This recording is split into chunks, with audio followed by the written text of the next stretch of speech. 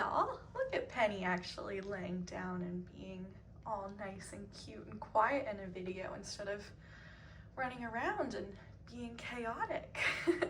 Anyway, I was just starting to set up, grabbing the two different outfits I was thinking about, and she was just laying there looking all cute. I was like, I really don't want to wake her up, but of course I accidentally did when I started moving around. We'll see if she falls back asleep here.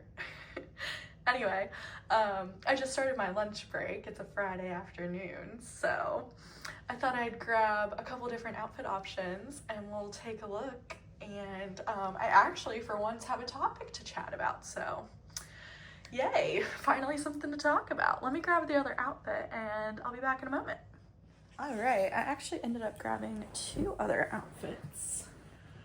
So, our options for today, you saw the first one laying on her, and to be honest, I think that's the one I might go with. But I picked this up at Target the other day. It's Cloud Island.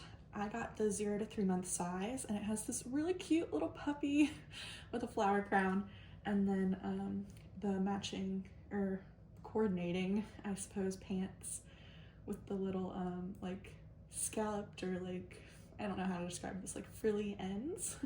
So that's really sweet. It's still got the tags on it, so I gotta take those off if we end up going with this one.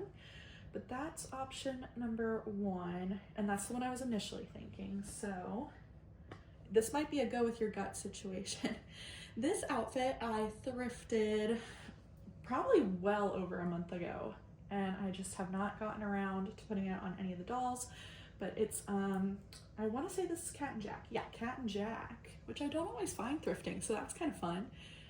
It's like a little top with blueberries on it, and then the bottom is those little tiny like blue kind of palms. And then it has the matching bottoms. This one's also 0 to 3. So there's outfit number 2, and I grabbed a blue bow to go with. So I think that'd be cute. I'm kind of deciding, I don't know if this blue would look great on her. I mean, she looks good in most colors, but okay. And then opposite of the dogs, we have, I think a lot of collectors are probably very familiar with this print. I'm trying to remember when it came out. I want to say it was last summer, but don't quote me on that because I'm terrible at remembering things like that. But this is Jamie K. This is size 40. It's their newborn size. And it's like all these little kittens and the teacups and things like that. And then I grabbed a bonnet to go with that one, if we go with that option. I really like the light green leaves on that, so I grabbed a little green bonnet that I thought would look cute with that. I think this would look nice on her too. I've had other dolls wear this in the past. I mean, obviously, like, I have absolutely no issues repeating outfits. And she's never worn this, so, I'm kind of debating, like, what's the vibe for today? It's like 1 billion degrees out because it's the middle of, or not the middle of, we're actually in late July, heading towards August.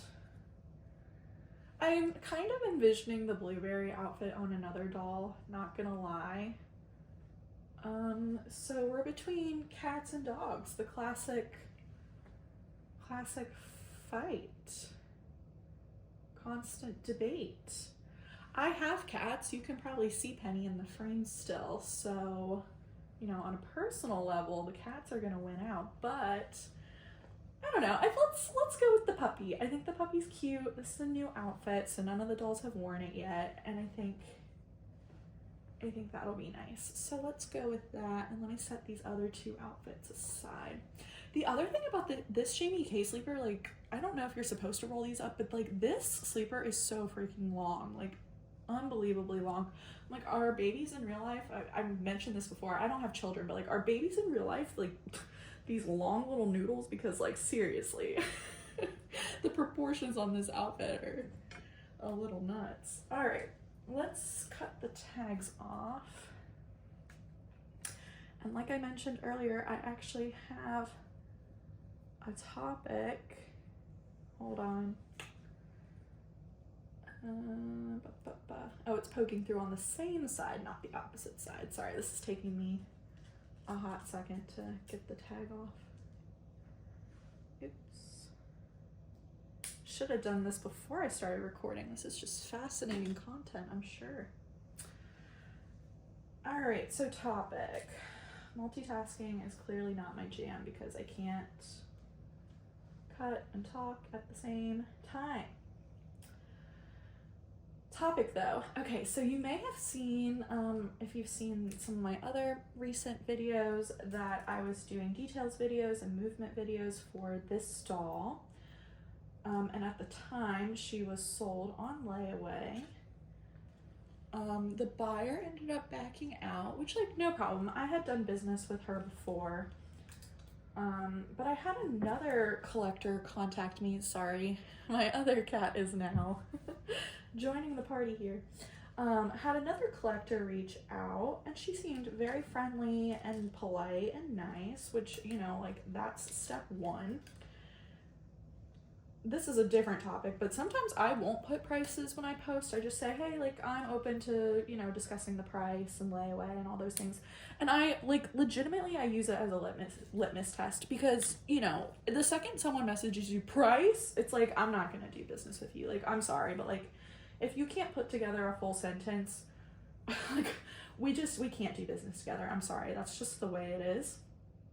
Like, call me a snob or whatever, but I think it's just basic decency to introduce yourself, be like, hey, like, I'm a collector, like, or I'm a new collector, just, you know, whatever, just say hello. Like, if it's an artist, sometimes I'll say, like, oh, I've, like, really admired your work, I follow you here and here. Oops, my watch is messing up the blanket. I'm gonna take it off. Like, hey, I followed you, I enjoy seeing your work, your dolls are beautiful, like, could you tell me more about this doll that you have for sale? You know, just stuff like that. Or, like, if it's another fellow collector, I say, like, oh, you know, like, I follow you on Instagram, or, like, just say hello. Like, or if you've known them, if it's someone you don't know, like, introduce yourself. I think that's, like, basic common sense. But when you just message price, like, huge pet peeve. Okay.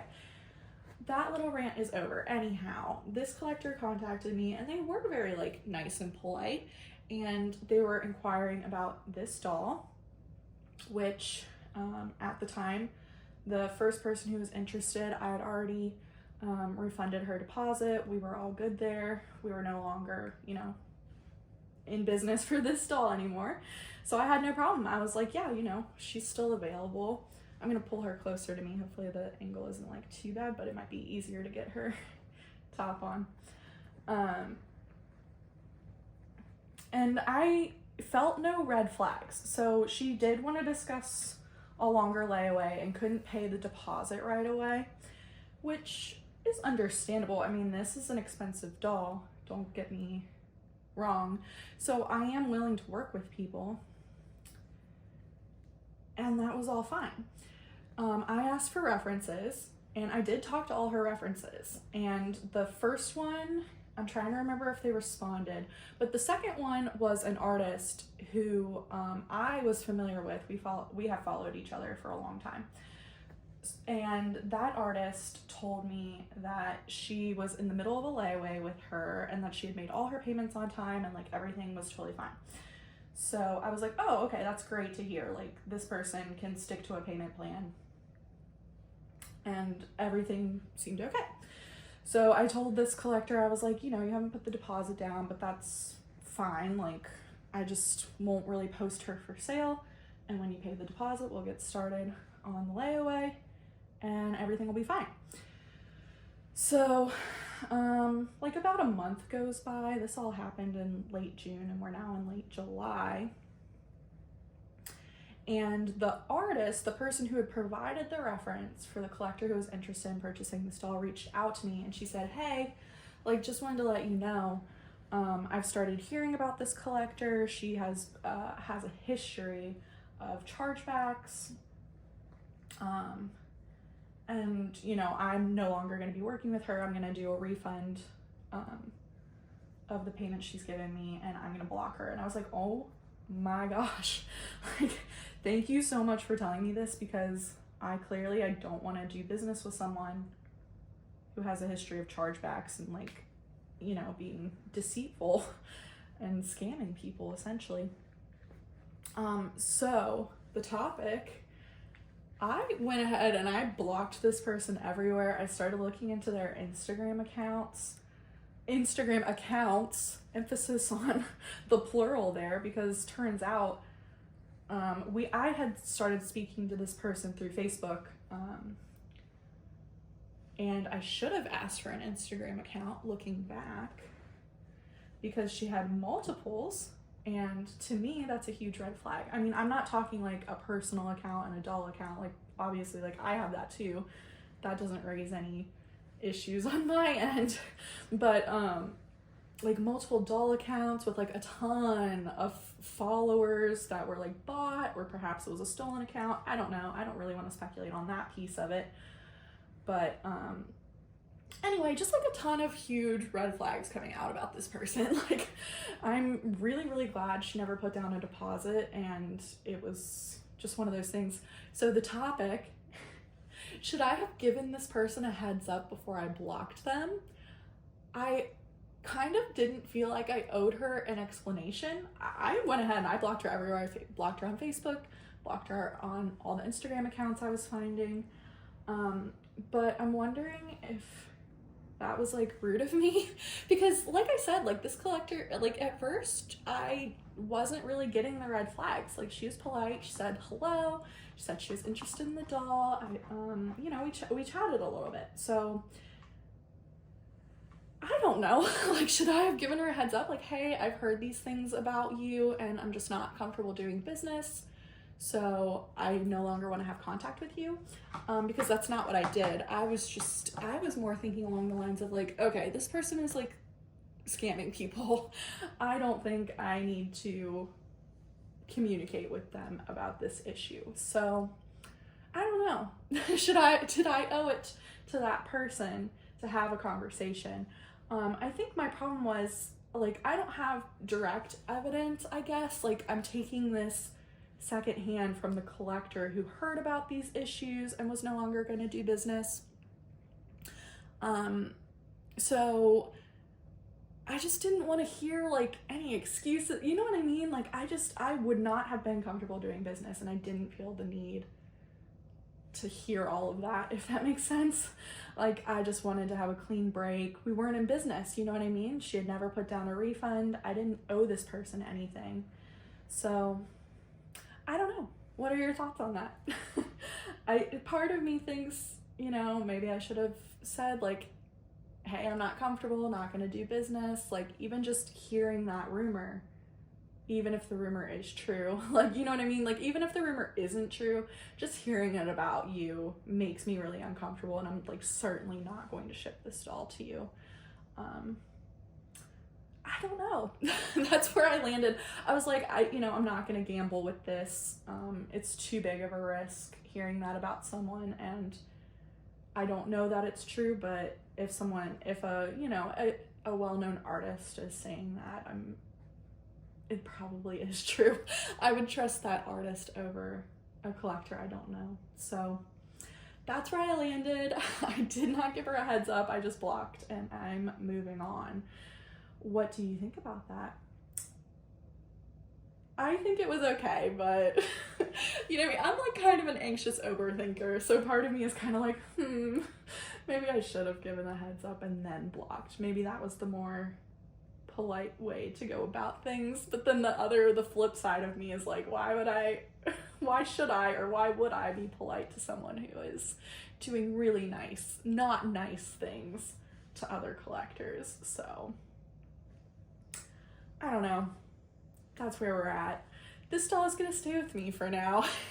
If you're watching this video, I think it's risky. Like, she is a very high-end, beautiful doll, and the market of selling to other collectors really beautiful, like, nicely done, valuable dolls is very small. So for now, she's gonna stay with me. I don't want to say like I trust nothing and no one, but I trust nothing and I trust no one. So she's here and she's safe with me. And if I ever try to sell again, I don't know. You're gonna have to have a million references that I can talk to, I guess. Or if I've worked with you in the past, like maybe that's a different situation. I don't. We're just spitting out scenarios at this point, but look how cute she looks in this outfit. I really like her in these light pink pants. I love the puppy. The puppy is just as cute as she is. Love her.